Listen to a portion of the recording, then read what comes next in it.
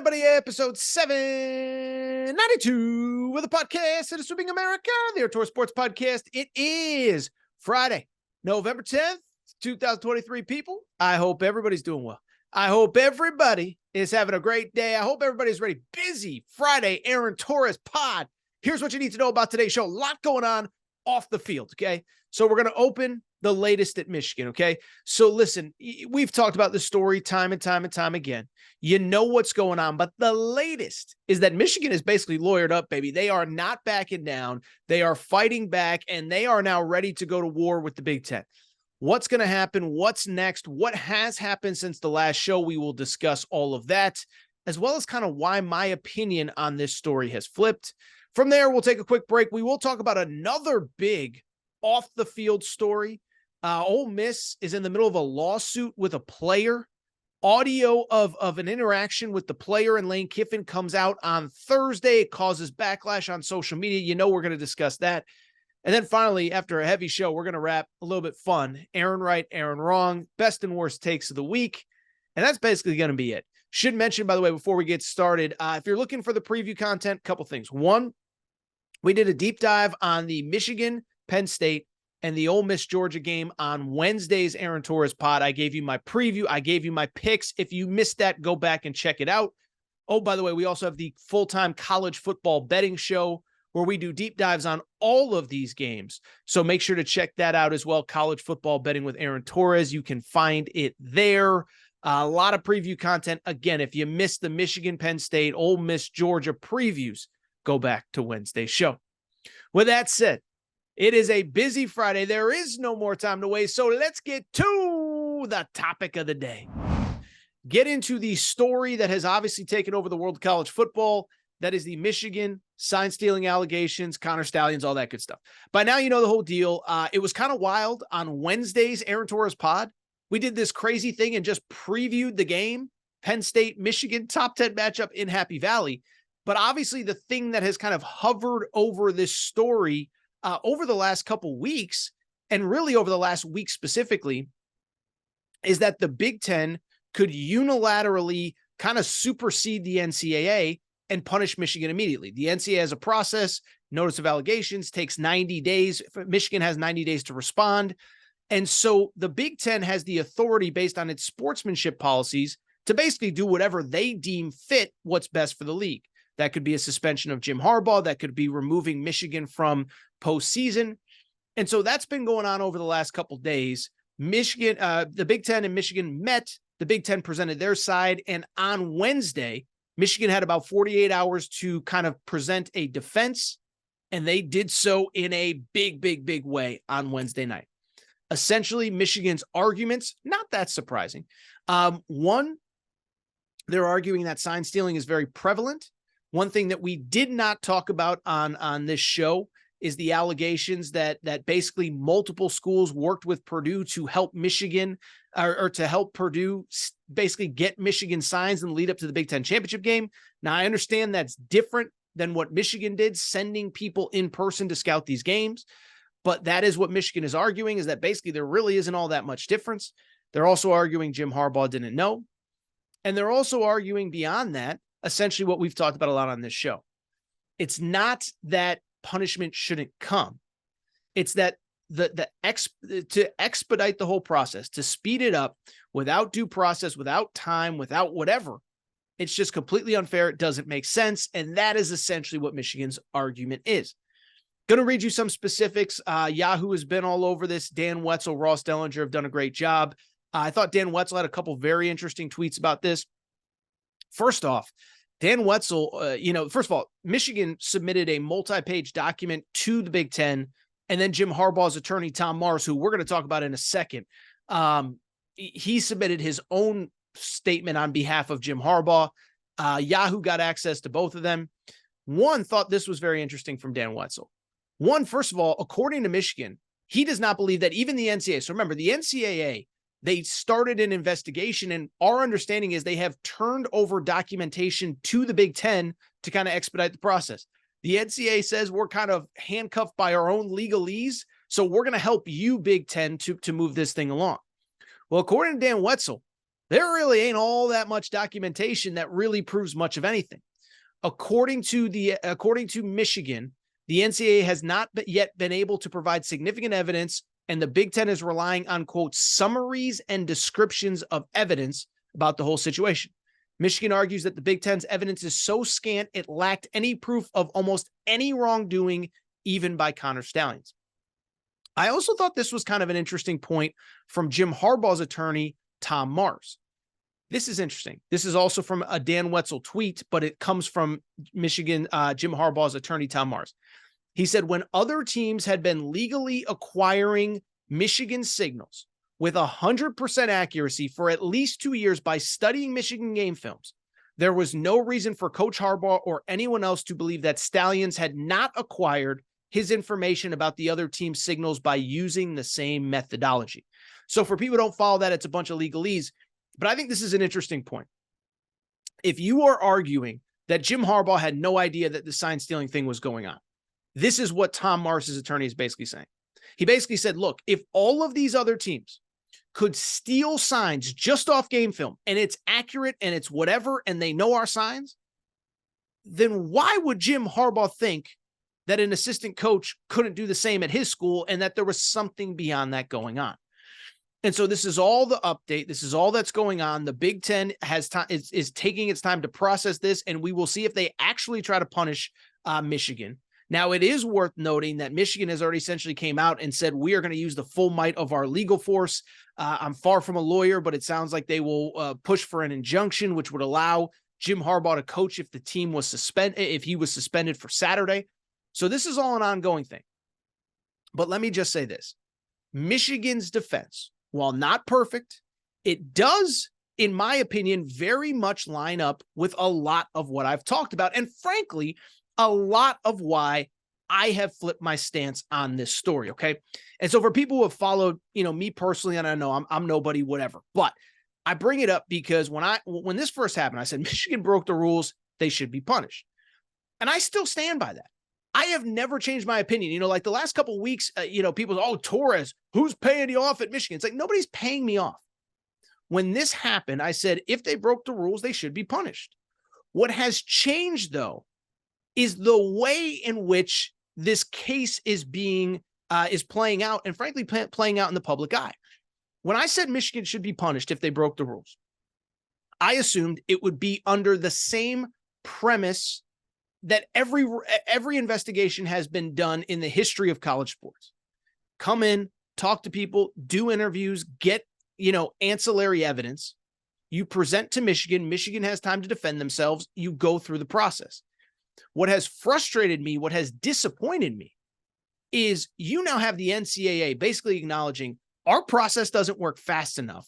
And so we're handing over evidence to the Big Ten. You have schools turning stuff in. We all know that they obviously, look, I'm not saying that if there's film from a stadium or film from a here or film from a there that proves that Michigan, or not even Michigan, that Connor Stalions had scouts in the building, I get where a school would be frustrated, but you have 13 schools actively working against them. You have the Big Ten trying to collect all this information, do what's best for the league overall, all 14 schools. You have the NCAA now circumventing its own rules to help the Big Ten. And that's where my frustration has come in. Not that I think that Michigan shouldn't be punished if they broke rules, but the idea that we are completely changing the process. And then beyond that, this is the part that frustrates me, is that we're ready to do something to Michigan or Jim Harbaugh after completely circumventing the process without a single ounce of proof that Jim Harbaugh knew. Now, am I sitting here saying that Jim Harbaugh had no idea? I do not know. That is for the Big Ten to figure out. That's for the NCAA to figure out, whatever. What I do believe is if you don't have the proverbial smoking gun, if you don't have the definitive proof, if you don't have the text messages, the emails, the videos, the whatever, that Harbaugh was in on this plan, that this was a building-wide decision, then I'm sorry. I don't think you should suspend a head coach in the middle of the season. Don't think it's fair to the players. Don't think it's fair to the school. Don't think it's fair. I just don't think it's fair. And so again, if something comes out in the next day, week, month, and it's there, we have proof that Harbaugh knew, then yes, I'm going to flip again and say, yes, suspend him. But to suspend him with no proof at all that he knew anything about this is ridiculous. I would also say, and I know it's become a little bit of a meme on the internet, like every time we learn something about Connor Stallions, I don't know how to say this delicately in 2023. He's an interesting character, right? The latest report that we saw this week is that he was running a vacuum repair business out of his house. For people who missed this, Wall Street Journal kind of did a deep dive on him. And one thing they found out, he bought a house, and we find out that there's a bunch of just dirty vacuum cleaners on the front porch. And when that happens, the neighbors start to complain. HOA is called. He complains that HOA must be Michigan State alums because why are they bothering him? And he started running a vacuum repair service off of his front porch. By the way, the reviews on Amazon were not good, but that's neither here nor there. So I just bring it up. The guy is not very stable. The guy had a 500-page manifesto. And as time goes on, I do believe that he probably went rogue.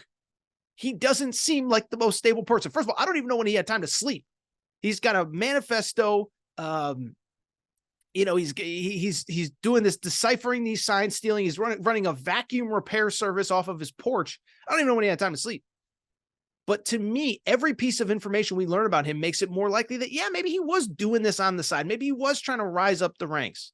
And as Jim Harbaugh's lawyer, Tom Mars, said, if every team can steal stuff off tape, why would Jim Harbaugh have belief that this guy that whatever is sending people to other stadiums? So again, it's all going to play itself out. But I stand on the side that I have been on for the last week. If we get a smoking gun, if we get proof that Jim Harbaugh knew that he was actively circumventing the rules, then yeah, we should suspend him. We should.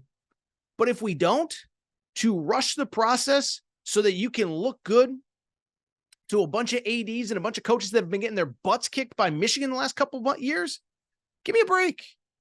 Give me a break. So we'll see what happens. We don't know what the Big Ten is going to do, but I'm on Team Harbaugh. I'm on Team Michigan on this one. I just don't believe that we should completely rewrite the process of how we do things and suspend a coach in the middle of the season without proof. I truly believe that. By the way, I've said it for 2 weeks now. You want this all to end? Penn State? You want this all to end? Ohio State? Beat them on the field and it won't matter. We'll see if it happens this weekend. We'll see if it happens next week at Maryland. We'll see if it happens in 3 weeks against Ohio State. Best way to stop all this, beat Michigan. It won't matter. Thank you, everybody, for your support of the Aaron Torres Podcast YouTube channel. And we have a major announcement as with legal sports betting coming to the state of Kentucky. By the way, college hoop season is here, so you know Kentucky is on fire. Well, guess what? Here is the announcement. The Aaron Torres Pod YouTube channel has partnered with DraftKings Sportsbook and the DraftKings Sportsbook app. And here is the cool part. DraftKings has an incredible offer for first-time customers who are listeners of the Aaron Torres Pod YouTube channel. Here is what you need to know about that offer.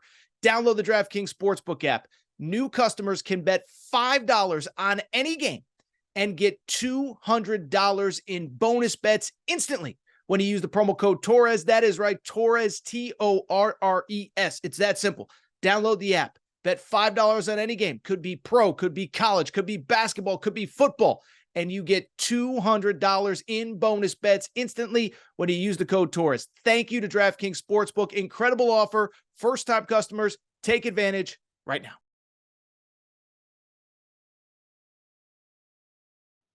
Switch gears, and it's kind of interesting because obviously, look, we just spent a lot of time talking about Michigan. And it's kind of wild because in the same weekend that Michigan plays Penn State, Georgia plays Ole Miss. Those are the two headline games. Obviously, from the Michigan perspective, there's this thing going on around the program that has kind of largely overshadowed the game itself. Now, once Saturday comes, we're going to watch the game, etc. But this thing is big, right?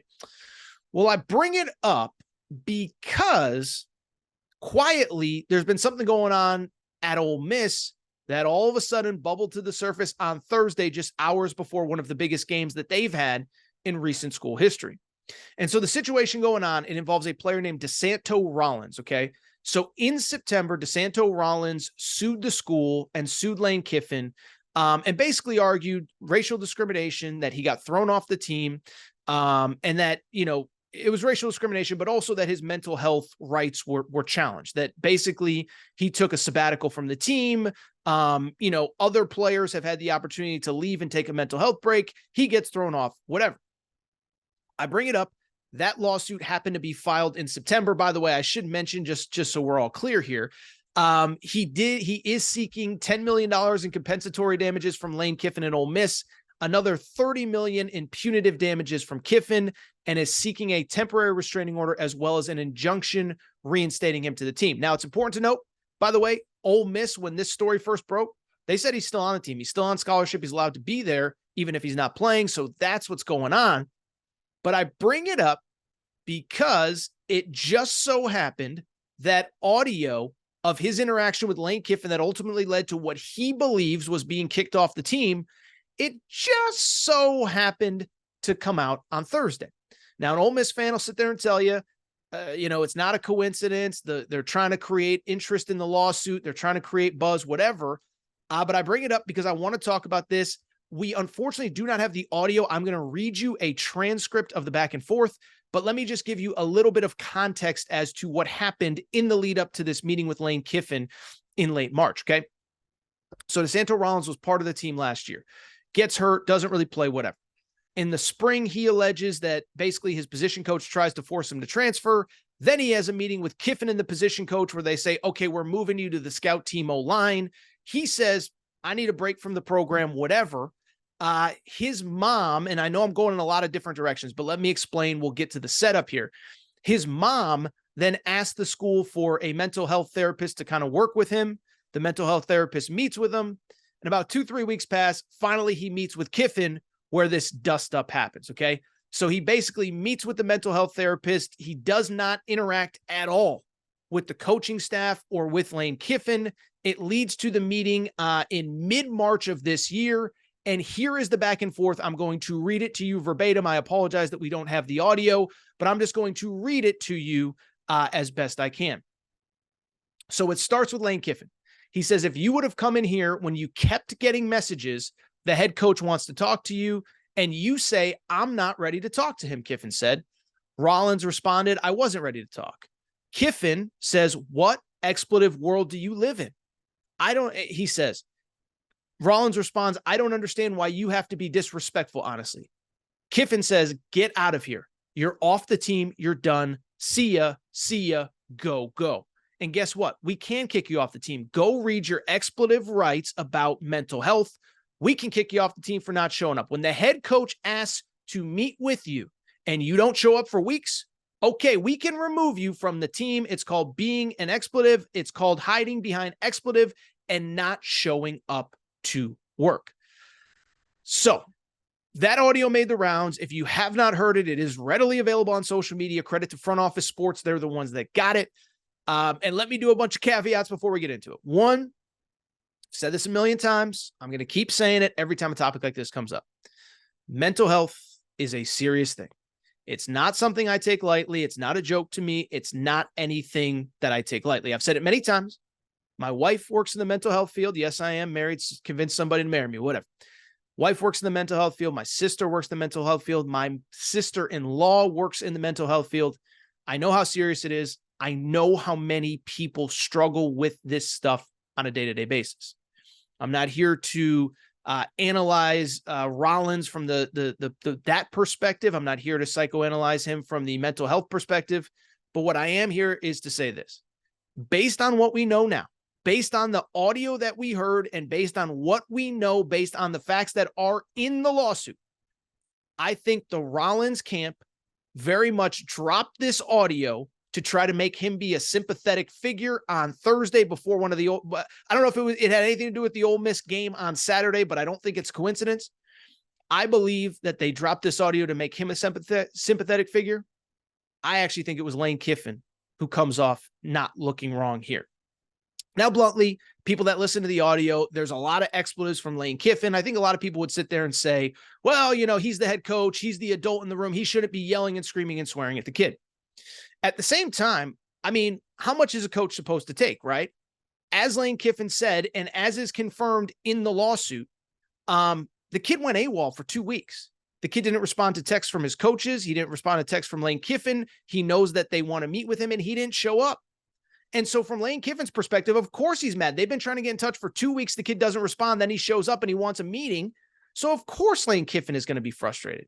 Of course he's going to be mad. And again, it goes to a baseline thing that I have talked about on this show before. Again, I don't take mental health. I don't think it's a joke, whatever. But one thing that does bother me, one thing that really drives me crazy, I do not like people using mental health as an excuse to get away with any which behavior that they choose. I'm not saying this kid doesn't have things that he needs to work out in his personal life. I'm not saying that Lane Kiffin was handled this with 100% class. And I'm sure if he knew he was recorded, because my guess is he did not know he was recorded. Now, according to Mississippi law, he does not have to be told that he's recorded. But I'm sure if Lane Kiffin had to do it over, that he would love a second chance at that particular interaction. But at the same time, it's emotional. He hasn't seen the kid forever. And I am tired of people using mental health as an excuse to get out of things they don't want to do. I understand there are mental health issues. I understand there are things that people have to work through. It's something that every single person in society has to work through. Mental health, behind the scenes, things that you don't know that are going on. I get it. What is the old saying? Everybody's going through something. I'm not here to criticize him for what was going on in his personal life.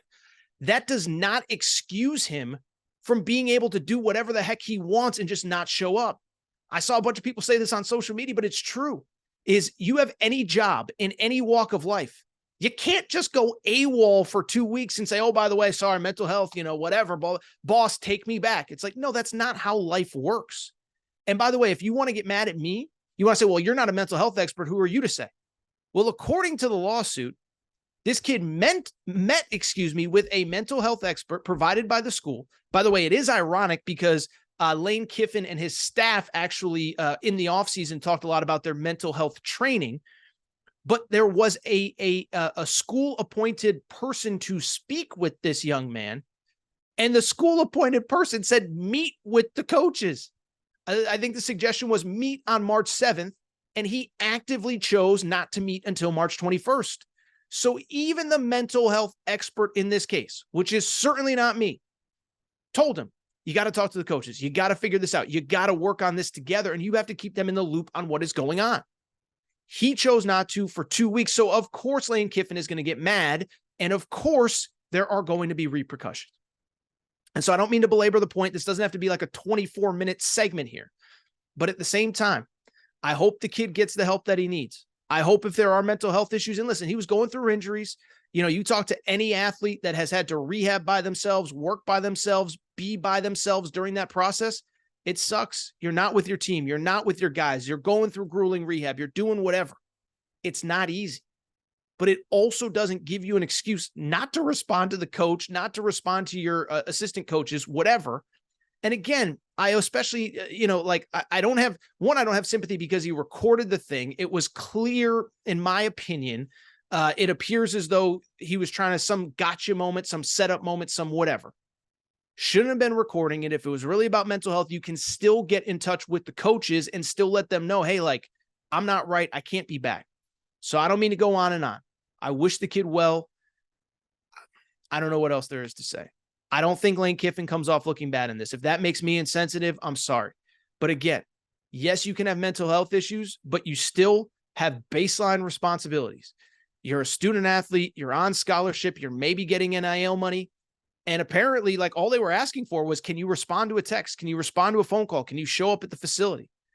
And so we'll see how this all plays out. We'll see if there's new information. But one thing about me, my job is to react to the information that we have. And I think if Lane Kiffin had to do it over, he'd love a little bit of a different response, maybe a little bit more of a balanced response, maybe not so much screaming. But when the school-appointed mental health therapist literally tells you, meet with the coaching staff, talk to your coaches, it's okay, you'll work through it, and then you choose not to, I'm sorry, I don't feel bad. I especially don't feel bad because the kid recorded it. It just so happens to get out before Ole Miss's biggest game. Doesn't really add up to me, but I don't think Lane Kiffin comes off looking bad here. All right, this is what we're going to do. Take a quick break, come back. When we come back, We're going to wrap with America's favorite podcast segment where Aaron was right, where Aaron was wrong. A little bit of a quicker show today. I think what is about 35, 40 minutes. Again, by the way, I should mention, if you missed any of the college football previews, just very quickly, I know this has nothing to do with Lane Kiffin, but we previewed Michigan, Penn State on Wednesday's show. We previewed Ole Miss, Georgia on Wednesday's show. USC, Oregon, by the way, college football betting show. Make sure to check it out. I think Oregon wins, but I think it's close. I think USC keeps it competitive. Utah, Washington, a couple things to keep an eye out for, by the way. And I know I'm going a lot of different directions at the end of this segment. There's a lot at stake this weekend from the college football perspective. Final segment of the show. So good to be back. Do want to go ahead and wrap as we do every Friday with America's favorite podcast segment where Aaron was right, where Aaron was wrong, giving my best and worst takes of the week. Before we get to it, though, one quick thing. So obviously, look, there's a lot going on right now. College hoops did start this week. We're not going to dive too deep into college hoops here on today's show. There's too much football, big weekend ahead. Maybe on Monday we talk a little bit of college hoops. But I bring it up because there are actually a lot of super marquee games on Friday night. Tennessee at Wisconsin, Missouri hosting Memphis. And I do want to talk about one specific one very quickly before we get to Aaron right, Aaron wrong. That is Arizona going to Duke. So how about that, right? Oh, there's no great college basketball games this week. How do we have an opening week without big games? Well, we get two of probably the 10 biggest brands in college basketball. Certainly the biggest brand west of the Rocky Mountains in Arizona, traveling to Duke for a true road game. And all I'll say very quickly is this. This line opened with as Duke as a 5.5-point favorite in the DraftKings Sportsbook. It is down to 5. And I'm here to tell you, this is going to be a great game.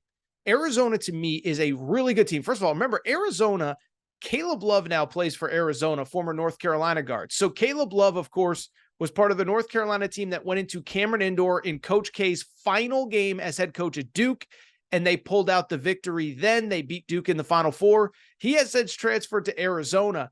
But I actually think Arizona can win this game outright. If this is my first official college hoops betting pick of the year, go ahead, give me Arizona on the road to cover against Duke. I don't know if they'll win outright.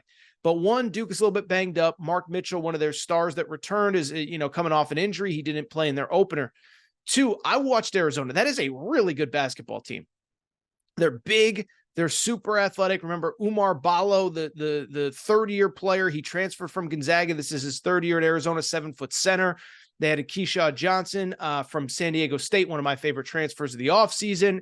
They are big. They are long. Their guards are super dynamic. Kylan Boswell, Caleb Love, as I just mentioned, and Jaden Bradley. Do not be surprised if Arizona goes into Duke and pulls off the upset. But your official AT College Hoops best bet is Arizona +5 in Cameron. With that said, no more college hoops for today. Let's go ahead and wrap as we do every Friday with America's favorite podcast segment where Aaron was right, where Aaron was wrong. We wrap every Friday with this segment. One, yes, I stole it from my buddy Colin Cowherd. Colin does where Colin was right, where Colin was wrong. And I decided to bring it to the Aaron Torres pod for one very simple reason. It is because over the course of a week, a month, a year, 2 years, 5 years, 10 years, 20 years, nobody loves giving out more hot sports takes than your boy Torres. Torres said this. Torres said that. You should have listened to Torres. I never shut up. Well, we do where Aaron was right, where Aaron was wrong every week, highlighting my best takes of the week. But also, let's be honest, I get a lot of stuff wrong too. And this is kind of a moment in time where I get to slap myself on the wrist and say, Torres, be better. Let's not waste any more time. Let's get to it. Let's get to this edition of where Aaron was right, where Aaron was wrong. We're actually going to open with where Aaron was wrong. So listen, I've flipped my entire opinion on this entire Michigan story from the beginning. When the story first broke, I said Michigan needs to be punished. If they broke the rules, if they had people in person scouting games, they need to be punished accordingly. I still very much believe that.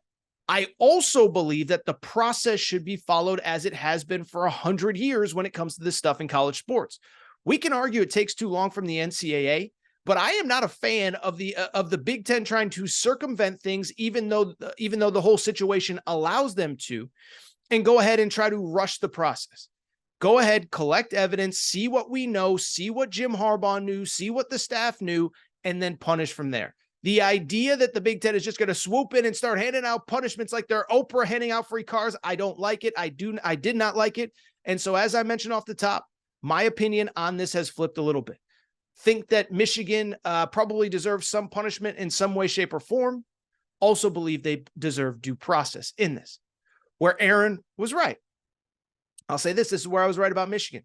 About 2 weeks ago, I said, look, the NCAA can only move so fast. I said the Big Ten, though, in theory can get involved. We've never really seen anything like it, but I guarantee the Big Ten will receive pressure from its 13 other schools not named Michigan to be part of this investigation, and that is exactly what happened.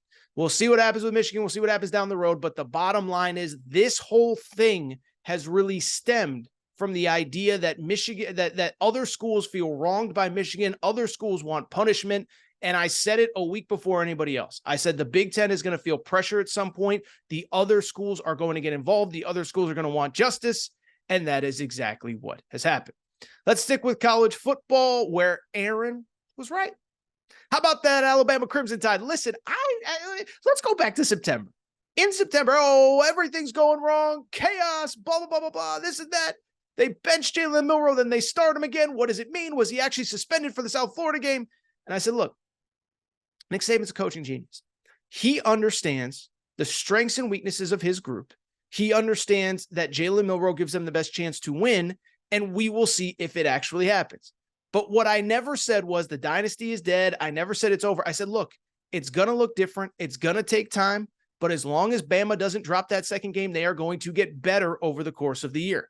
Well, that is exactly what happened. Bama took care of business last week against LSU, and now everything's ahead for them. Beat Kentucky this weekend. You're officially the SEC West champs. Beat Kentucky, Chattanooga, and Auburn. You're going to the SEC championship game with a chance to make the college football playoff. And, of course, if you beat Georgia, you make the playoff, and then we'll see what happens from there. I don't know if they're going to do it all, but I said from the beginning, I said, don't give up on this team. Don't give up on Saban. It's going to look different. There's no Bryce Young. There's no Tua. There's no Mac Jones. But this is still a talented team with an elite coaching staff, or at least an elite head coach. They'll figure it out, and they have. Where Aaron was wrong. So it pains me to say this. Your boy Torres may have gotten a little bit ahead of himself on the Deion hype train. And listen, I'll be blunt. I still believe in Coach Prime. I still believe he is going to be a very good coach. And as the talent, kind of situation kind of upgrades itself there, he's going to recruit. And when the talent upgrades itself, he is going to figure things out. And he's going to, I think, be a very good football coach for Colorado. At the same time, though, I also have to be totally blunt and totally transparent with you guys and girls.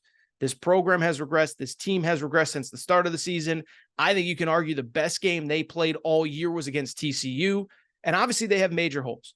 Can't run the ball. The defense is actually improving. The offensive line is terrible, though. And we'll see what happens this offseason. But at the same time, got to call a spade a spade. They're sitting at 4-5. They've lost 5 of their last 6 games. And lost some bad ones, right? Stanford, they blew a 29-point lead. UCLA, it was never really competitive, on and on and on.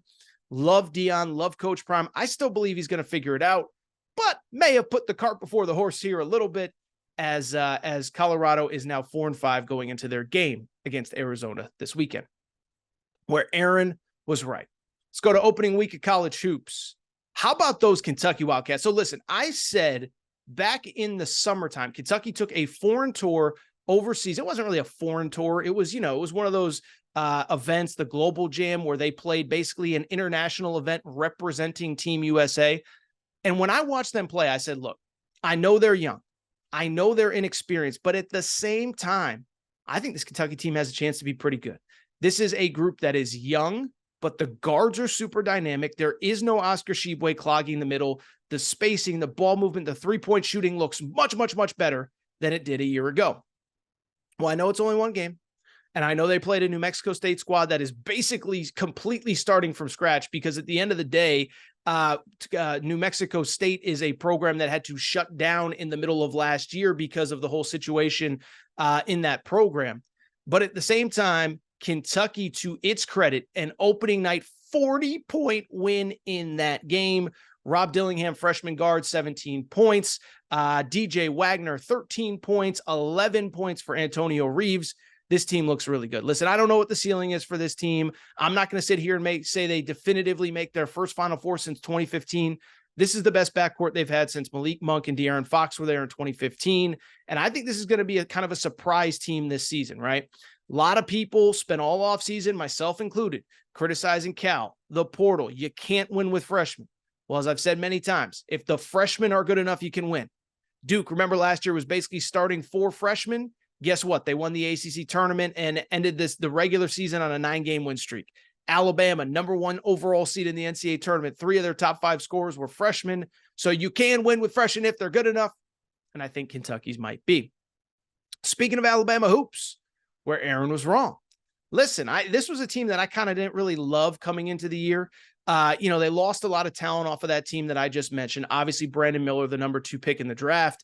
But more than anything, even the players that they replaced him with, a lot of mid-major guys that were transferring up. You have a center named Grant Nelson that isn't much of a three-point shooter. I said, I don't really know how this team's going to look.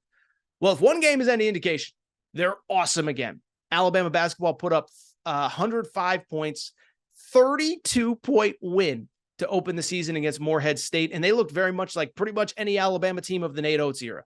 Overall, they finished the game hitting 10 3-pointers, 43% from behind the arc. They played fast, 16 assists total on 29 made baskets, whatever it ended up being. This Alabama team is really good. Give them a lot of credit. They have not missed a beat. The schedule is obviously going to get tougher. I'm not saying they're going undefeated or anything like that, but I do give them credit. Really quickly, let's wrap where Aaron was right. So this is maybe one of my favorite all-time Aaron Wrights. So, and I've referenced it 3, 4, 5 times over the last couple of years.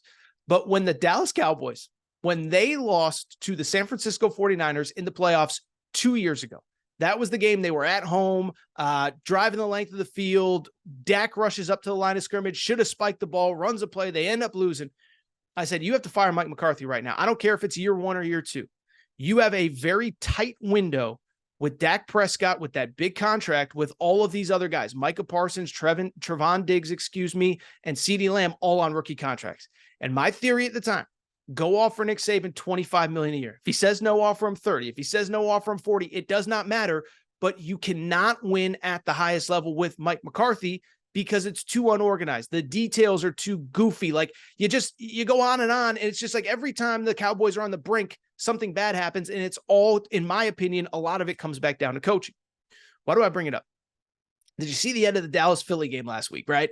Dallas is in the red zone. They're trying to take the lead. They're trying to win the game. Tough road environment. You get down right around the line of scrimmage. A couple things happen. One, the oldest rule in football. We know what it is. The quarterback cannot take a sack. What happens? Dak takes a sack. They rush back up to the line of scrimmage. They run one final play. Got to get into the end zone. CeeDee Lamb breaks at the 3-yard line, catches it, tackled, ball game over. Listen, this is what you're going to get with Mike McCarthy as your head coach. I told you 3 years ago, fire him, get rid of him. You need a guy that's detail-oriented, detail-focused, because the talent is there. They're never going to get over the hump with Mike McCarthy. I truly believe that. Last week against Philly is further proof. Finally, where Aaron was wrong. I think this might end up being an all-time Aaron wrong. I wasn't a CJ Stroud guy coming into last year's NFL draft. I probably would have taken him at number 2. I certainly would have taken him ahead of Will Levis, who I was definitely wrong about as well. Would have taken him ahead of Anthony Richardson, who I was also probably wrong about. I just didn't like him. Just like, he doesn't do enough for me. Well, I bring it up because literally the headline on ESPN.com today, when I looked it up, CJ Stroud in the middle of a historic rookie season. So not only is he good, he's literally putting up historic numbers, 14 touchdowns, 1 interception through whatever it is, 7-8 games in his rookie year. Listen, credit to him. It's not as though he went to the perfect situation. The Texans are a mess.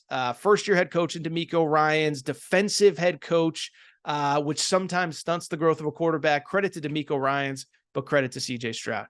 He's better already than I thought he would be. He is a franchise quarterback. And in that loaded AFC with Trevor Lawrence and the Jags, Joe Burrow and the Bengals, Josh Allen and the Bills, Mahomes, obviously, you go on and on down the list. I think we got another elite young quarterback in the AFC in CJ Stroud. All right, I think that's it for this episode of the Aaron Torres Sports Podcast. Do think it is time for me to get out of here. If you're not subscribed to the show, please make sure to do so. Apple, Spotify, Amazon Music, Google Music, wherever you listen to podcasts, make sure that you're subscribed. Also, make sure to rate and review the show. Go ahead, give us a quick 5 stars. Let us know what you like, what you don't like, all that good stuff. Make sure you're following on social media at Aaron_Torres on Twitter, at Aaron Torres Pod on Instagram, Aaron Torres Podcast Questions at gmail.com. Aaron Torres podcast questions at gmail.com. That is all for today's show. I will be back on Monday. We're going to have a lot to talk about one way or another. Penn State, Michigan, Ole Miss, Georgia. We got a lot to discuss. Have a great weekend. Enjoy the football, everybody. If you missed any shows this week, do me a favor. Go ahead and subscribe. Go ahead and download them. I don't even care if you listen to all of them. Just pump those download numbers. Leave a rating and review. Do your boy a favor. I'll be back on Monday. I think I already said it, but shout out Torrent Craig, Rachel who hates my voice, JJ Reddick, unblock me, bro. Monday, a lot of football to react to. Enjoy the weekend, everybody.